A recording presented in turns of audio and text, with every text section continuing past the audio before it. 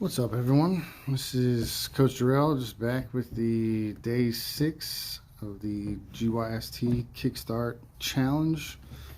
Today I want to talk about something I said I wasn't going to talk about today, but we're just going to do plateaus and stalls. Tomorrow, you guys will get your bonuses and secrets discussion. You're only getting the cheat sheet for tomorrow if you are signed up for the challenge.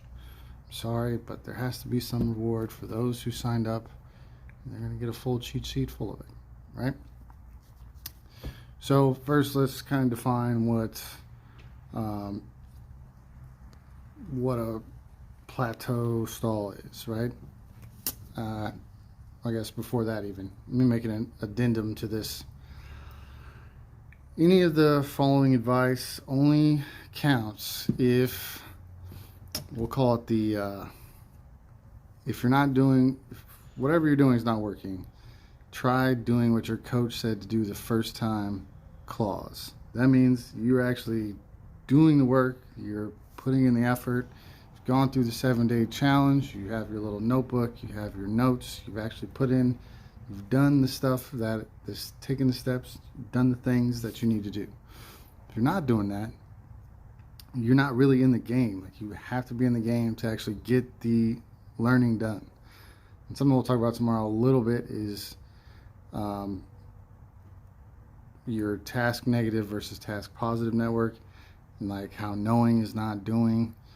And your only way to get to the next level of this is to go through the process step by step, painstaking process to make progress.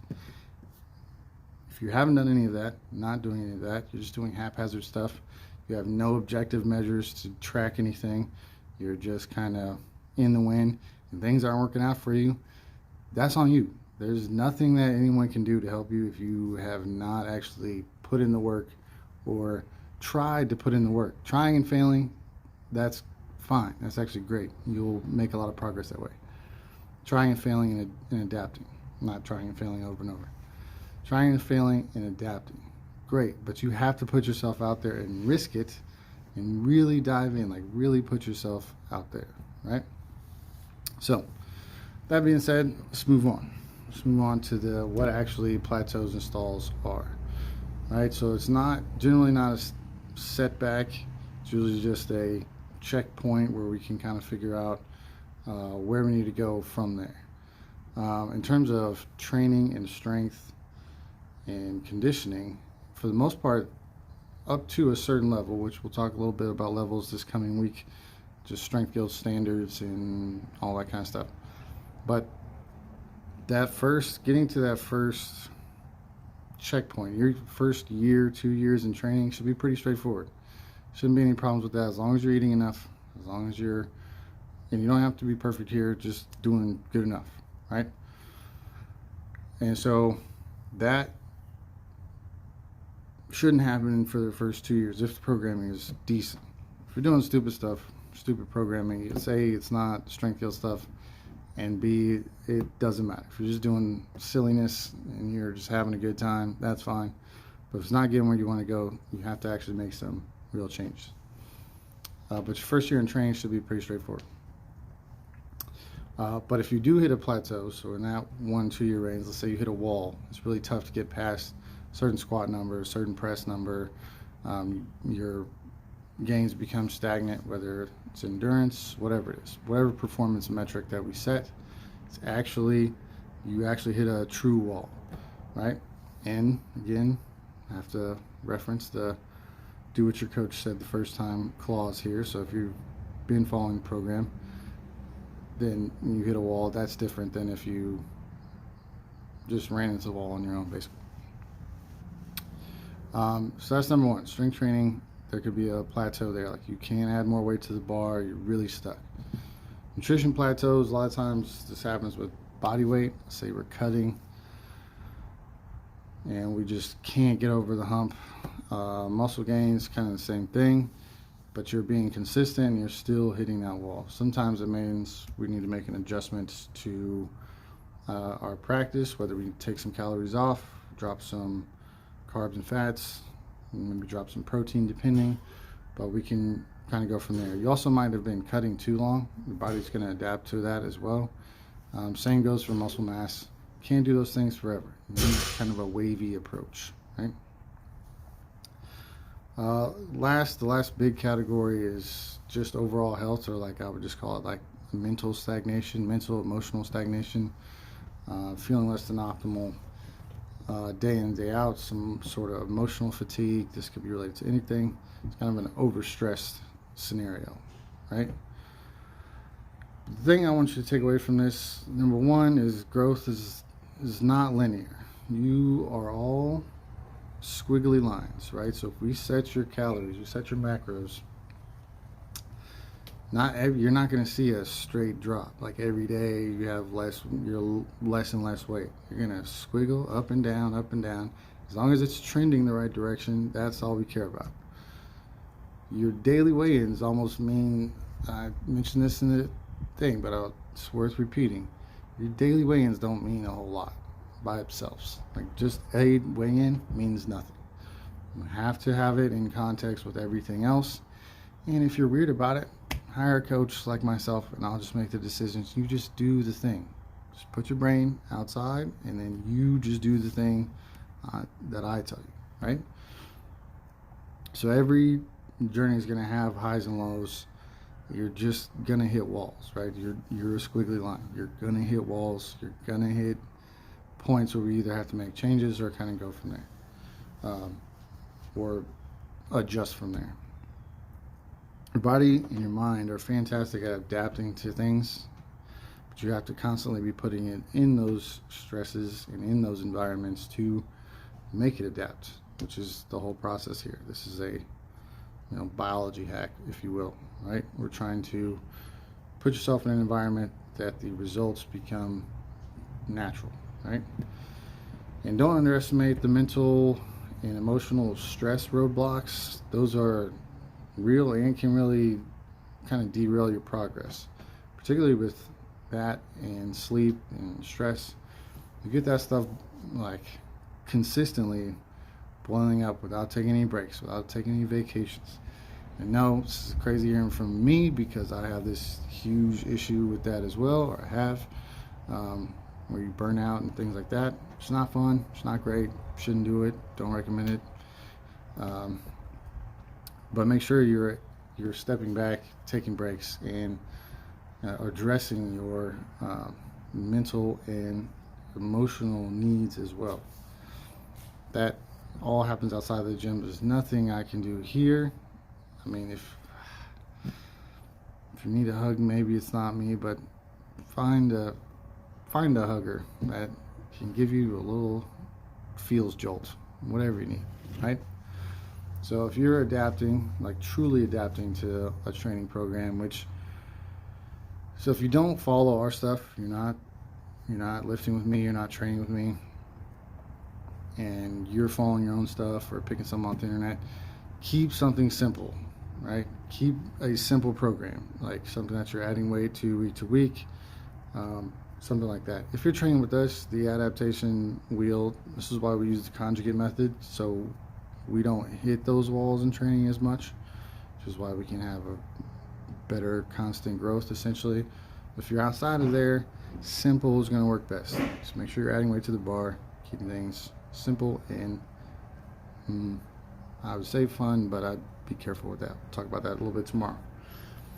Nutrition stalls, if you're truly hitting a nutrition stall, if you're going down, aiming to cut, making a 250 calorie adjustment, maybe, if that, can be all you, like that might be all you need. If you're going muscle mass, could be 250, could be 500, could need a little bit more than that even. Going up is actually a little bit harder than going down, but simple adjustment will be fine. If you're just doing maintenance, usually tracking a few days here and there, making sure you're at least in the neighborhood of where you should be, is fine. You don't need to do anything else. Overstressed, under-recovered, just got to step away.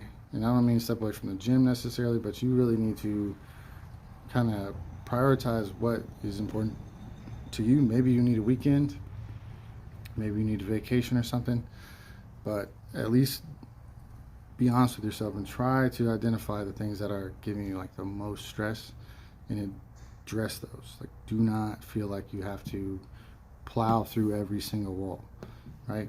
Sometimes a step back and resting away from the gym is fine too. I know I just said not necessarily away from the gym. So that's kind of a fine line. Getting away from the gym can be bad or good in these situations. It just depends. But acknowledge your stresses, your rest cycle, and like really give it some thought, right? And be willing to step away sometimes. Also, by this I mean sleep and meditation. I don't talk about the meditation as much anymore because every time I say it, I feel like people are like, "Yeah, all right, okay, bro." But being able to empty your mind, having actual stress relief strategies that you can use daily are incredibly important. Also, sleep. Make sure you're getting 7 to 9 hours.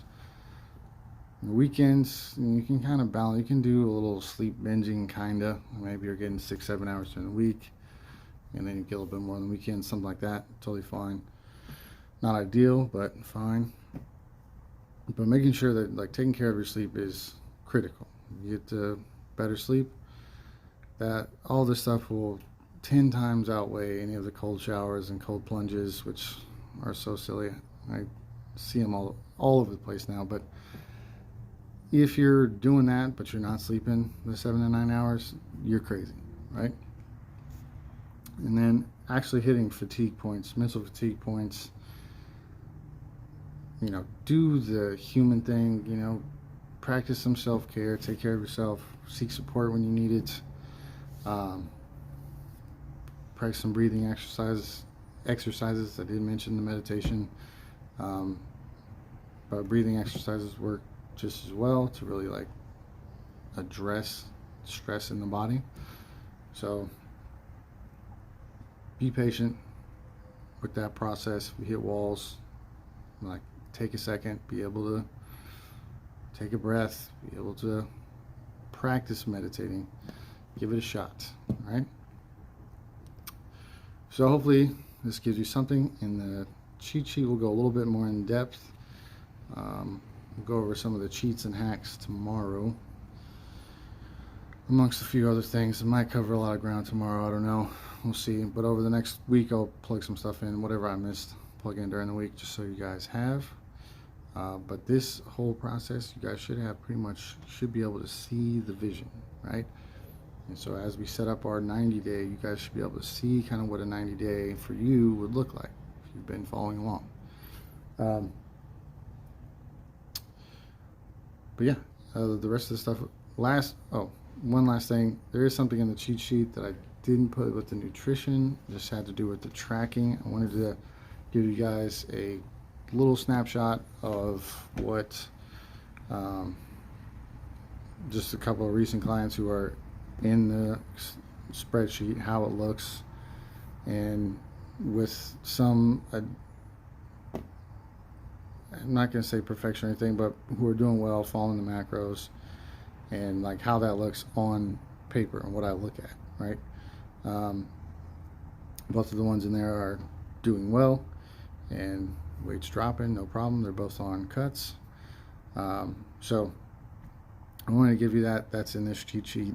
You guys can look at that, see what you aren't doing, whatever. Just wanted to give you a sample program of that. Other than that, I'll give you guys the secret sauce, all the best secrets, top secrets of Strength Guild tomorrow. If you're not signed up, not actually signed up in the group, not getting the cheat sheet, I will go over it as best I can in the video for tomorrow. And then also the Facebook Live tomorrow, the Q&A. I'm going to do that at 10 a.m. so that way it doesn't interfere with football, basically. So, all right, that's all I have for you guys today. I know these videos have been getting kind of long. I'm trying to keep them down. I will be posting all of these on YouTube, doing an edited version, maybe putting some funny little clips in there that I like, and look a little different, and then replacing the 2 Facebook Lives from yesterday's actual videos. Other than that, that's all I have for you guys today. I will see you, well, I'll see you tomorrow because you'll be coming to the Facebook Live. All right.